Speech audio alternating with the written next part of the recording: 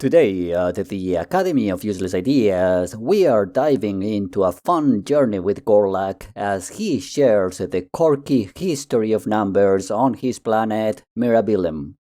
We can't verify the factual accuracy of his story. However, here at the Academy, we appreciate stories not for their truth, but for how they help us organize our thoughts. Gorlack's tale, a playful take on the creation of number systems, aims to illustrate how mathematicians tackle the intricate task of shaping mathematical structures. On planet Mirabilim, all apples look the same, and unlike other fruits, they never go bad. Even though Mirabilians don't need to eat apples, they get their energy from the sun in a process akin to photosynthesis. They really like them and think having a lot of apples is important. We won't judge them for valuing something seemingly useless. After all, their attitude is no different from how we humans value gold. Given their obsession with apples, it's not surprising that Mirabilians developed numbers to count them. Mirabilians spring into existence spontaneously, fully formed, keenly aware of their apple deficiency. This absence is acknowledged in their culture by assigning a number equivalent to our zero. Understanding the importance of zero is no easy task. For instance, humans started counting from 1, and realizing the crucial role of zero took considerable time and a bit of abstraction. Saddened by their apple-less birth, Mirabilians begin collecting them. A Mirabilian starts with 0 apples. After storing their first apple, they get S of 0 apples. Storing one more takes them to S of 0 apples, and so forth. In general, Mirabilians represent the act of storing one more apple through the function S. If Gorlack has A apples, then he will have S of A apples after storing one more. The Mirabilian number system, depicted through their store function S, aligns with our natural numbers. Yet a minor difference stirs complaints among humans. Does the count start at 1 or 0? Feel free to let us know in the comments or on Discord which team you resonate with. Team 0, Team 1, or any dissonant creative teams you might imagine. Regardless, the crucial thing is to establish a convention and commit to it.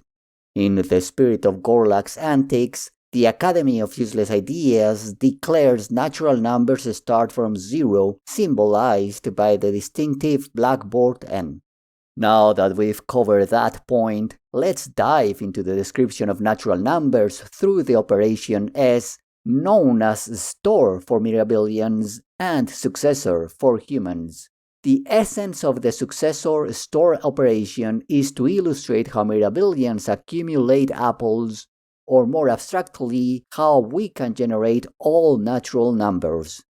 The fundamental idea is to describe the creation of new natural numbers using S through a set of foundational principles known as axioms. To enhance our understanding of axioms, picture Mirabilians encountering the Fortillians, an advanced alien culture with a distinct number system. The axioms should be robust enough for a Fortillian to mentally reproduce the concept of natural numbers. Before delving into such discussions, both Mirabilians and Fortillians need a shared language and agreement on basic concepts. Luckily, these alien species are quite similar, except for the fact that the history of numbers on planet Fortis took a different course. How would you explain to the Fortillians the process of generating all natural numbers using the successor function? If you have a moment to spare, consider pausing the video to ponder this question.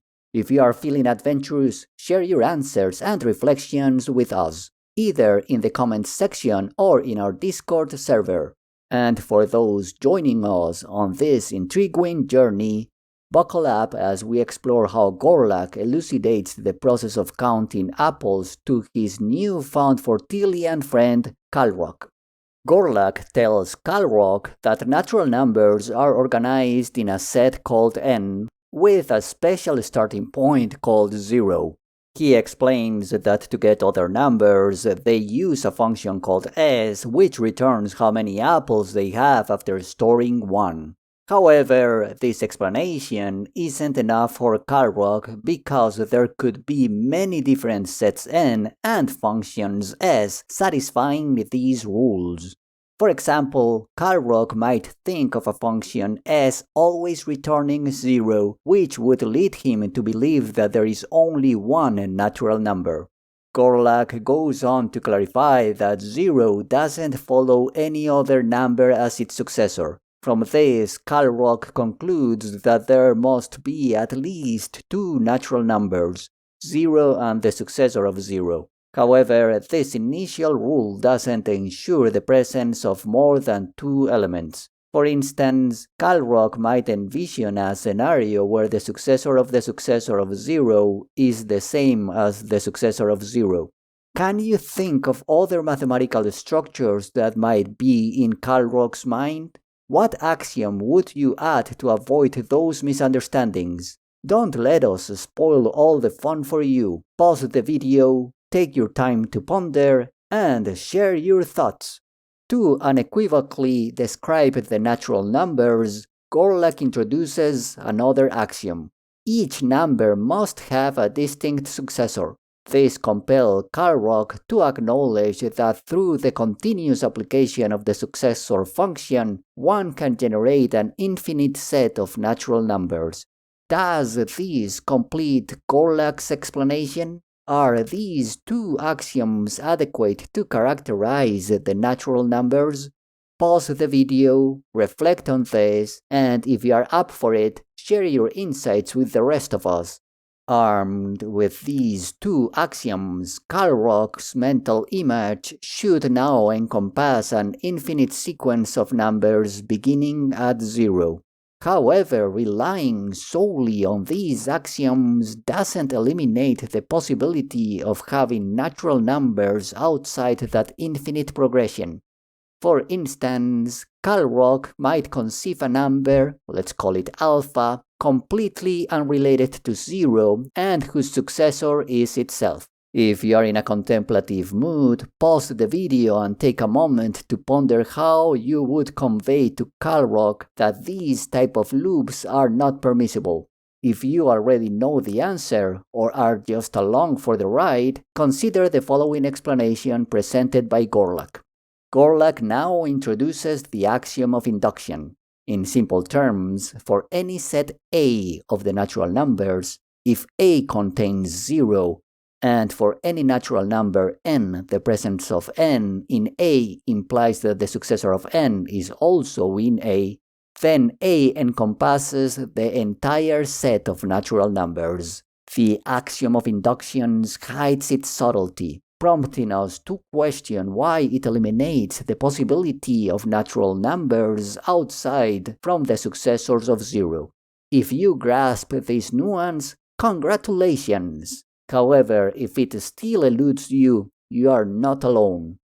Induction is one of those concepts often used without much scrutiny, akin to the emperor's new clothes. Many assert they understand it, but in reality, they may not even be aware that they don't see it. I, for one, remain unsure if I fully comprehend it. What about you? Can you see it clearly, or do you have some reservations? How does this connect to the induction principle frequently employed in various proofs? Share your thoughts in the comments. Your insights will benefit the entire community. After the Mirabilians distilled the essence of natural numbers into axioms, they embarked on developing more intricate operations such as addition and multiplication.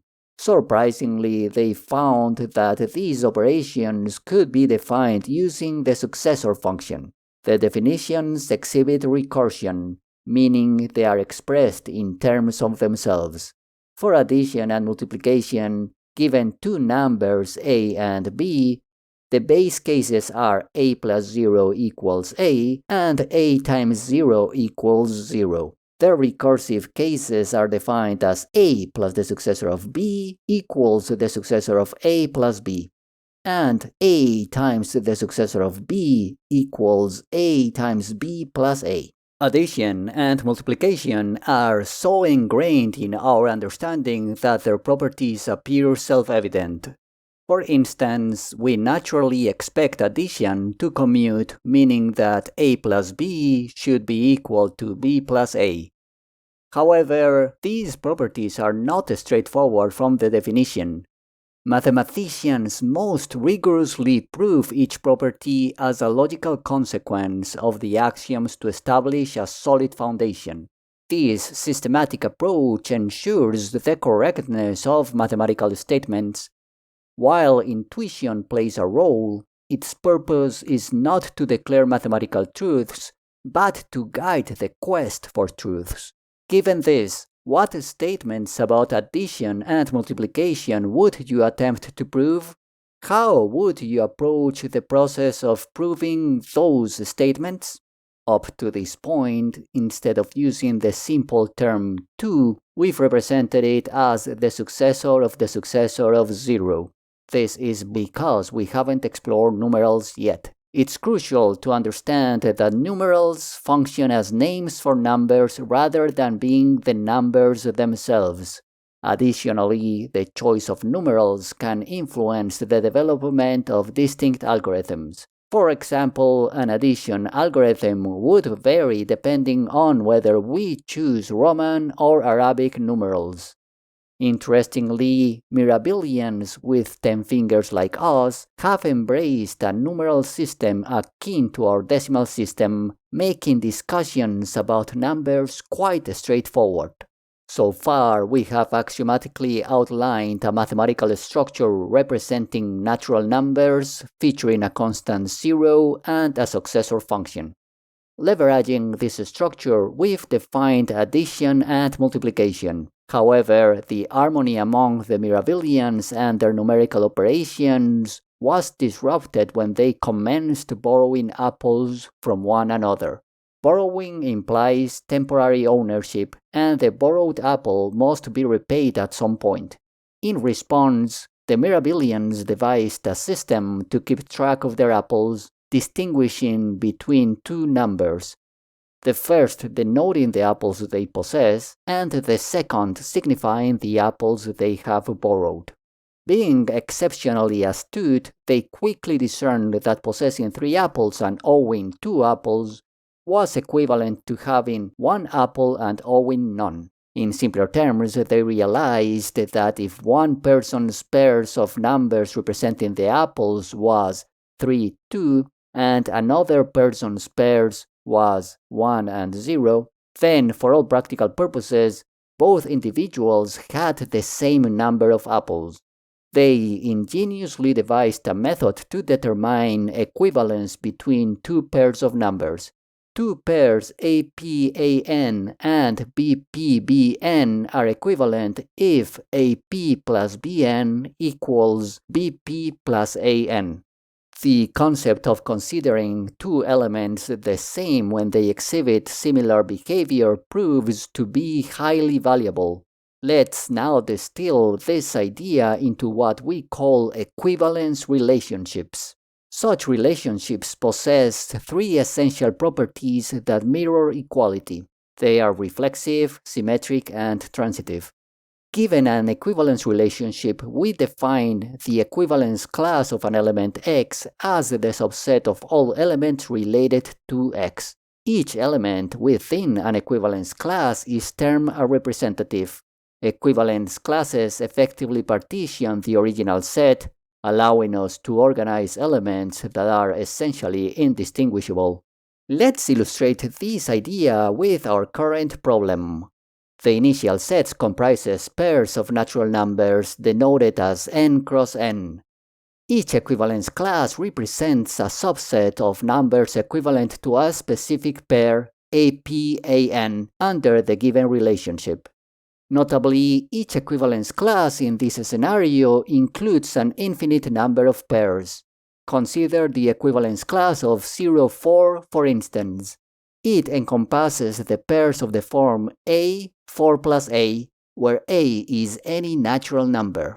Expanding on this concept, the Mirabilians established the set of integers as equivalence classes of pairs of numbers under the specified equivalence relationship. Furthermore, they extend the operations of addition and multiplication to this new number system. For a pair of integers a and b represented by APAN and BPBN respectively, the sum of a plus b is defined as the equivalence class of pairs AP plus BP, AN plus BN. Similarly, the product A times B is defined as the equivalence class of pairs AP times BP plus AN times BN, AP times BN plus AN plus BP. Gorlack assures us that the definitions for addition and multiplication of integers are correct. Yet, given our mathematician's scrutiny and Gorlack's reputation as a charlatan, mere assurance does not suffice for us. Prior to delving into the properties of these operations, we need confirmation that they are well defined. What does that entail, you inquire? Given our dealings with equivalence classes, it means verifying that the outcomes of the operations remain consistent regardless of the chosen representative. Put simply, one could carry out the operations using various representatives, but the results must remain consistent across all choices. Without this consistency, different individuals might yield different outcomes, rendering the operation unreliable. Is it clear why it's crucial to make sure the operations work the same way no matter how we choose to represent them? Can you figure out how to do this check? Take your time to think about it, and when you're ready, share your thoughts with us in the comments or on our Discord server. The integers resolve the issue of representing debt, but Mirabilians face scenarios requiring the division of a set of apples among several individuals, which the integer system cannot address adequately. In response, the Mirabilians employ a clever technique akin to handling negative numbers. They track an integer p for the total apples and a non-zero integer q for the number of people sharing the apples. In this arrangement, two pairs of integers pq and rs represent the same number when p times s equals r times q. Now they can define the rational numbers as the set of equivalence classes of pairs of integers under the equivalence relationship. This definition allows them to proceed with constructing addition and multiplication for the rationals. Developing the rational numbers from the integers closely resembles the process of constructing integers from natural numbers, just as those professors who prefer to skip the intricacies. Gorlack leaves the detail of this construction as an exercise. Are you ready to take on the challenge and work out the construction yourself?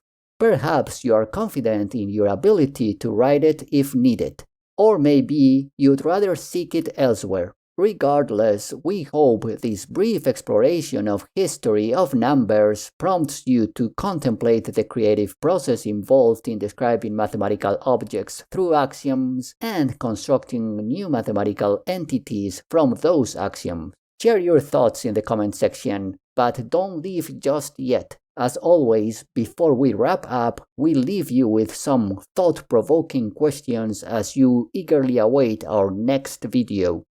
Recall that the goal of an axiomatic description is to vividly convey a mathematical structure to someone unfamiliar with it. While the Mirabilians began with the natural numbers, one may wonder whether it's possible to start with an axiomatic description of the rational numbers. How would you formulate axioms to unmistakably evoke the concept of rational numbers for someone unacquainted with them? Having constructed addition and multiplication for each number system, the tools for analysis require defining an order relationship, such as smaller than or equal to, and a distance function like absolute value. How can we construct these functions using the natural numbers with the successor operator? Similarly, how would you define the negative of an integer and the inverse of a rational within this framework?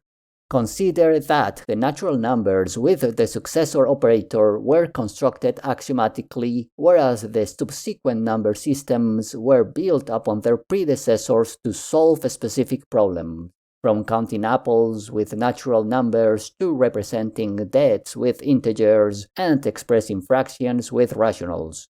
Now, the real numbers step into focus. What problem do real numbers intend to address? Can we utilize rational numbers for calculus? Contemplating these questions serves as an excellent exercise to solidify the concepts from this video and prepares you for the next, where we delve deeper into rational numbers. Share your thoughts in the comments or join our lively discussions on Discord. The world of mathematics awaits, and we eagerly anticipate the insights you bring to the conversation. Until our next exploration, happy pondering!